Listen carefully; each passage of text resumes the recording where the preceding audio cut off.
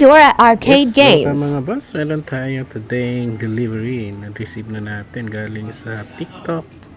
Share ko na lang yung link mga boss. Ito siya 3,650 or 49. Kasali na yung delivery. So ang delivery natin mga boss dito tayo sa Double Hills. So ayan, unbox natin mga boss. Ito yung ano niya, pagka-wrap ng supplier.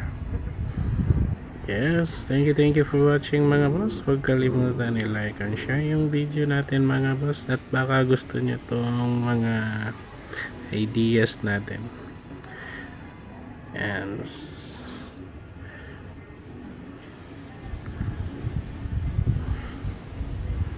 so 29,000 games ata to siya mga boss. Ito yung brand nyo, Moonlight. So open natin mga boss. Miss ko kasi maglaro ng ano mga boss mga lumang games. Ayan, may kasama na siyang BGA port. Lagay lang natin dito sa ilalim. Tapos HDMI port. So pwede to siya sa HDMI. Ito USB pag gusto nyong i-peso wifi pang negosyo. Bili lang kayo ng timer. Tapos ito yung handle ng box. Ito yung knob nya, yung sa controller. Tapos may extra pa siyang push button. Kasama na din siyang manual at saka yung instruction nya. So ayan, ito yung instruction, tapos ito yung manual nya. Ayan. So basa-basa lang tayo saglit para di natin masira yung item natin. Ayan, di ko mabasa kasi yung liliit. Tuloy tayo, unbox natin. So next, ito na yung mismong device. So ayan, maganda yung pagkapack mga boss. May mga styrofoam. So yes, ito na siya mga boss. Arcade games. Alala ko sa kabataan no, 90s. Mga laro na Street Fighter. Sa family computer yung Mario. So ito, gandang laro to, mga laro nito mga boss. Very first time kong nag-order nito mga boss. Ayan, ito lang kasama mga boss, yung power supply lang.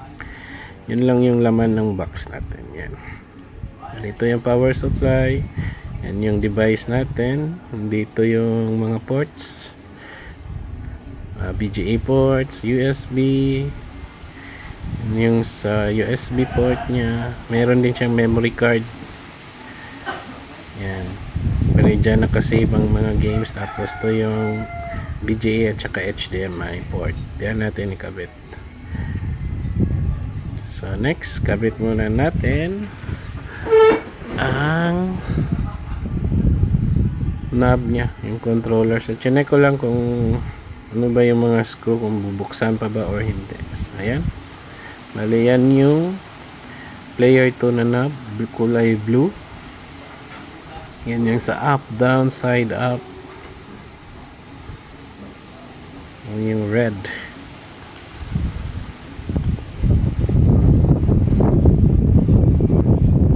Yan, ikutin nyo lang yan. Tapos goods na. Oops, kalimutan pala, may takip pala to. Yan, ito talaga pag mag-DIY mga boss. Minsan nagkakamali. Ayan, yan yung takip sa knob, sa control knob.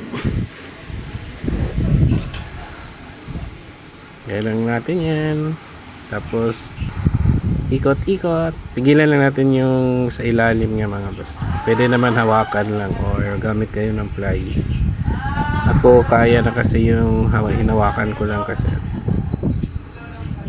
So ayan, good to go na tayo pagkatapos nito. Tamang higpit lang yan mga boss. Ayan, pag okay na yung higpit, next, kabit natin yung power supply natin.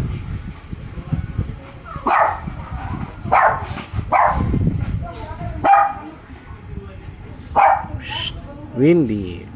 Yan, kabit lang natin yung power supply, tapos i-off. Siguraduhin naka-off yung switch.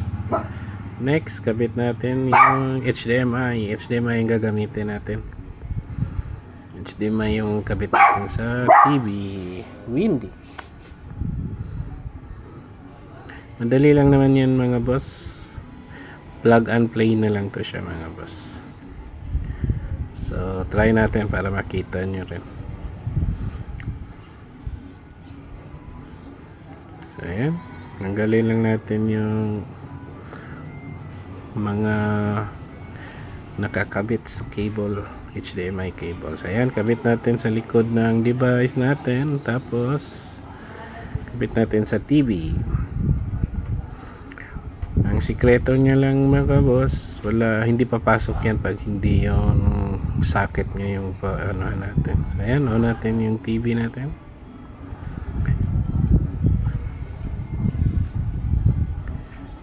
Tapos on na rin natin yung Pandora player. Yes, ayan.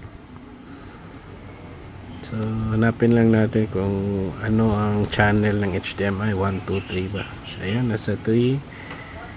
Loading.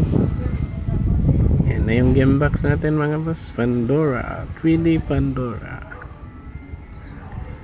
So huwag kalimutan mag-like and share mga boss. At kung gusto niyo yung game console na to, pwede kayong magbili sa Shinkler, share link natin, Shinkler. Yan. So 29,000 games po ito mga boss. So try natin yung game nila na tayo laro. Yan yung mga lumang laro noon eh. Mortal Kombat, Street Fighter, Street Fighter versus X-Men, Mario. Parang to, Sega, Camco, at saka yung family computer na mga laro. Ngayon dito mga boss. Ayan, tayo natin to, Street Fighter, King of Fighters 97.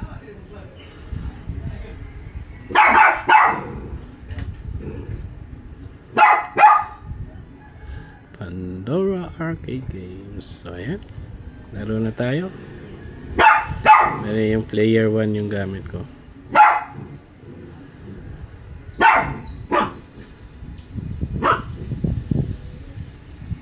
Ito yung mga basic games dati, bago pa yung